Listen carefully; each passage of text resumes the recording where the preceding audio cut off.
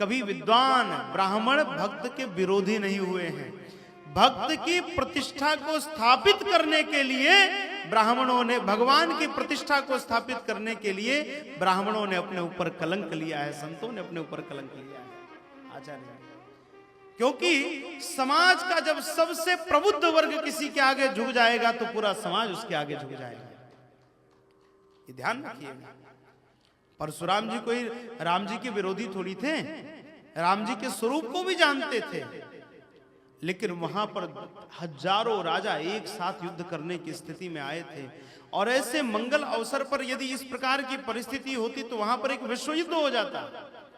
इस नाते परशुराम जैसा भक्त आकर के वहां पर भगवान से विरोध लेता है, क्योंकि परशुराम जी ने जब विरोध लिया तो बाकी राजा सब सरेंडर हो गए। अब जहां लाखों लोगों से लड़ना था वहां एक व्यक्ति खड़ा है।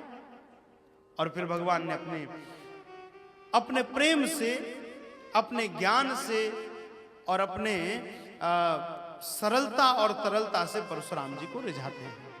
इस नाते कभी ये मत मानना कि भक्तों का एक प्रबुद्ध वर्ग विरोधी रहा है, नहीं। उस भक्त की प्रतिष्ठा को स्थापित करने के लिए ब्राह्मणों ने अपने ऊपर कलंक लिया है कि ये भक्त स्थापित हो जाए। जब रामायण जी गोस्वामी जी ने लिखा तो काशी के विद्वानों ने विरोध किया। गोस्वामी जी काशी छोड़कर चलने लगे तो भयंकर महामारी काशी में हुई।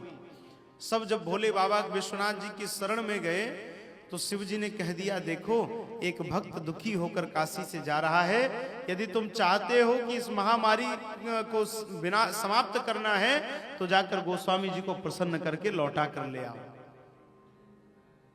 तो जब ब्राह्मण आए, ब्राह्मण शरणागत हो गए तो गोस्वामी जी की महिमा पूरे जगत तक चली गई।